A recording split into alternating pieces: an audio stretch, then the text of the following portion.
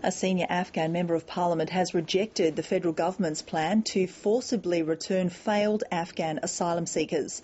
The high-profile MP has called on the Afghan government to scrap an agreement with Australia to allow deportations.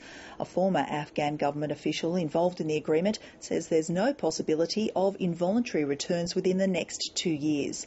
Afghanistan correspondent Sally Sarah reports from Kabul. This powerful Afghan MP has returned from an official visit to Australia with a strong message. He wants the Afghan government to scrap its deal with Australia to allow the involuntary return of failed Afghan asylum seekers. If the Australians try to send back these people, of course the government should change their decision in the action they have taken. Afghanistan, Australia and the United Nations High Commissioner for Refugees signed a deal in January allowing the forced return of failed asylum seekers as a last resort. But a former Afghan official involved in the agreement says that's not going to happen. It will not be possible in 1 or 2 years that any Afghan return. It won't happen? It won't happen. It should not happen if the agreement implemented properly.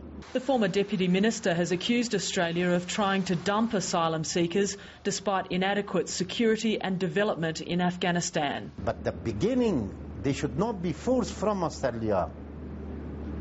If they do, they violated the agreements, they violated the human rights, they violated their own law.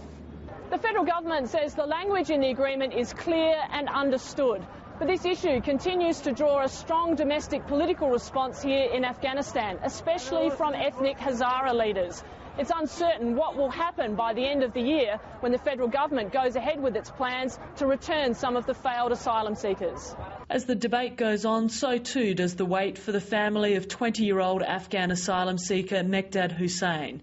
His body still hasn't been returned to his relatives a month after he was found dead at the Sherga Immigration Detention Centre. DNA tests will be carried out before Mekdad Hussain's body is finally sent home to his family. Sally Sarah, ABC News, Kabul.